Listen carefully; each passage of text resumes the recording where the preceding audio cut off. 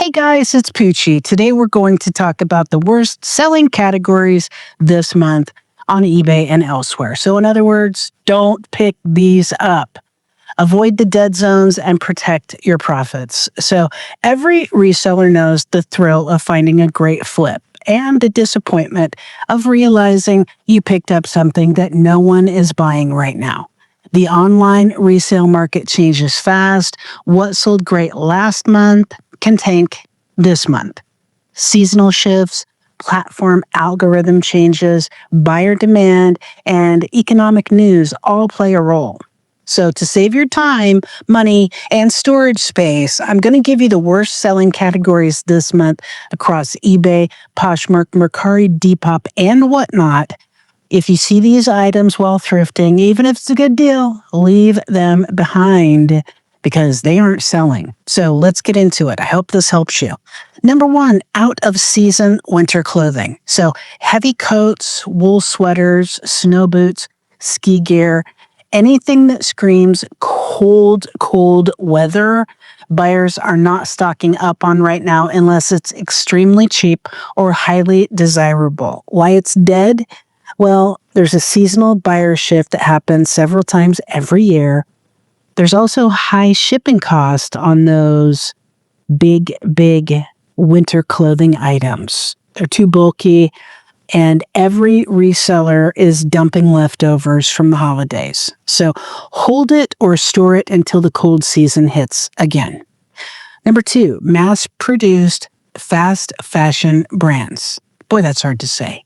So you know these, Forever 21, Shein, Old Navy, Rue 21, Target brands, H&M, Zara Basics. Unless there's a really cool graphic on it and it's a t-shirt or something really neat, don't buy them.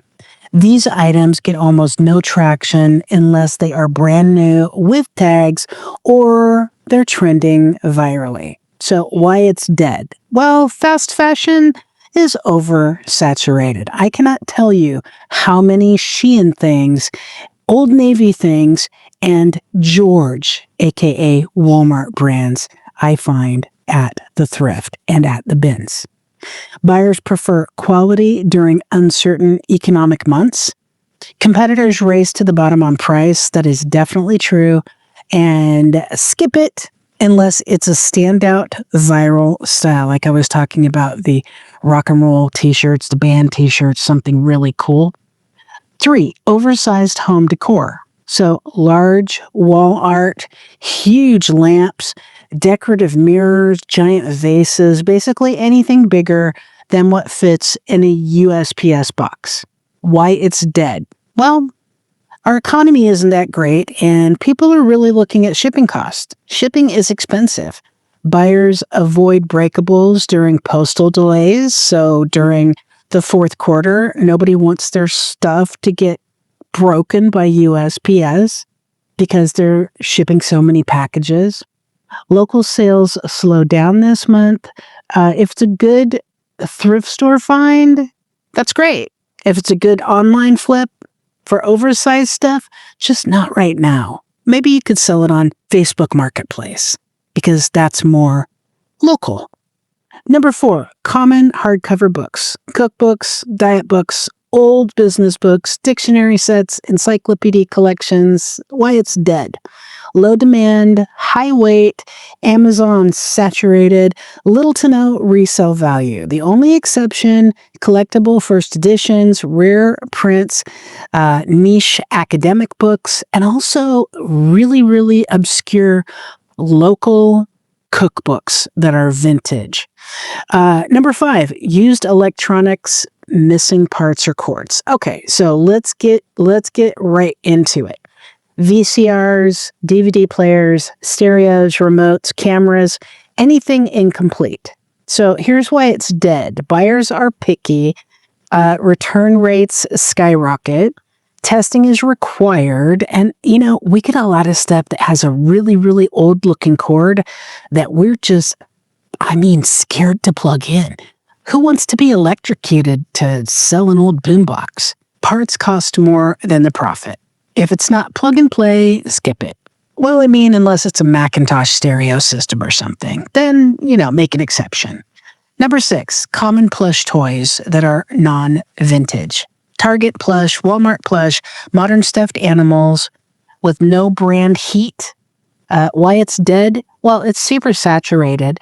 There's a low resale value, and it's expensive to ship relative to the profit you get. So collectors really only want rare or vintage character plush right now. I mean, there's some exceptions to all these rules, okay? These are just basic things to stay away from right now. Number 7, basic women's jeans. So non-premium brands. Lee, Riders, Old Navy, Gap, Massimo, Target brands, absolutely. I never buy these anyway. Why it's dead? Because they're so easy to find anywhere. They're very slow to flip. There's tons of competition, and buyers prefer premium labels. So you should be picking up Levi 501s, Madewell, AG, or high-end denim. Number 8, cheap jewelry and fashion accessories. Beaded necklaces, low-quality earrings, chunky costume jewelry, Claire's and Target accessories. So here's why it's dead. Buyers choose quality metal or vintage pieces. It's oversaturated on all platforms, tons of returns and not as described claims. Only sell jewelry if it's sterling, vintage, signed, or gemstone is the rule. Number 9, basic coffee mugs. Ah, yes. This is forever. This is a forever thing. This is not just this month.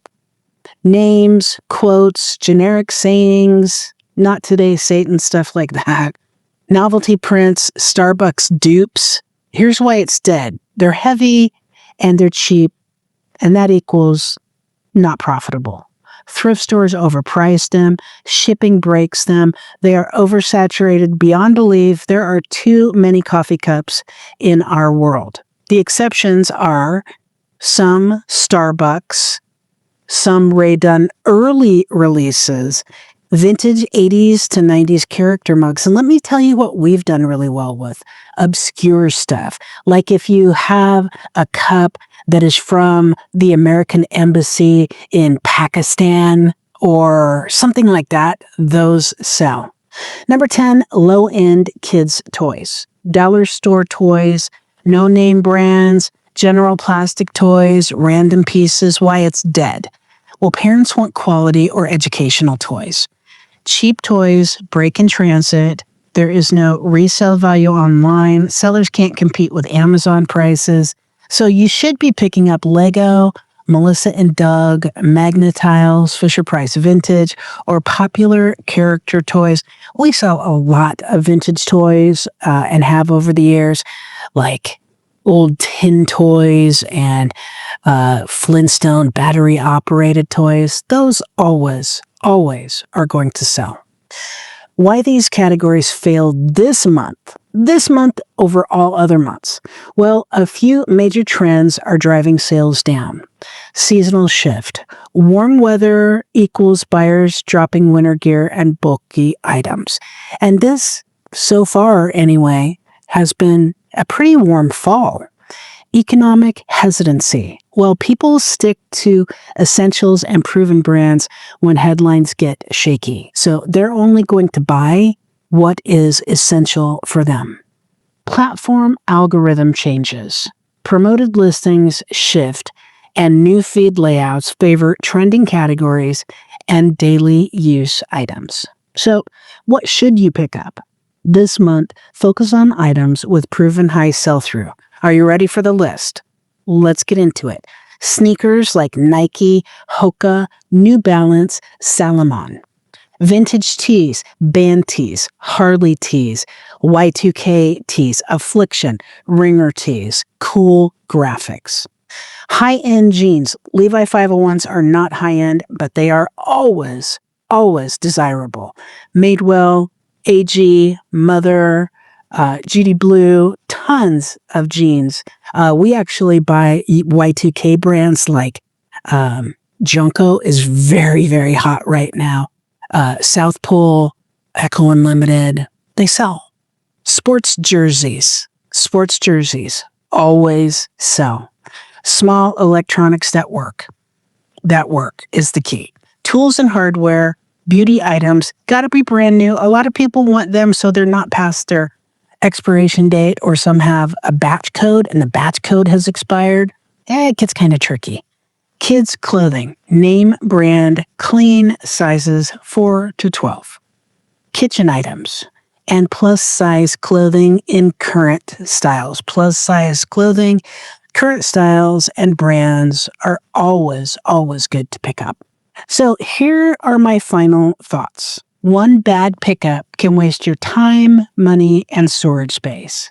We learned this the hard way, just like all of you have or are going to learn this the hard way, because storage space, time, and money are valuable. By avoiding these poor selling categories, you can stay profitable, list smarter, and keep your store moving even during slow weeks. Focus on what sells now, stay flexible, and adjust your sourcing strategy month by month. And as I always say, remember to buy low and sell high. And if you can't sell high, buy low anyway and just sell it for what you can, because the economy is tough right now. I hope you enjoyed the video. Thanks for watching. We always appreciate it. And if you could, just click that like button, that thumbs up button, because that helps the channel. And also click the bell so you don't miss any upcoming videos of what to buy and what not to buy. Get out there and make that money.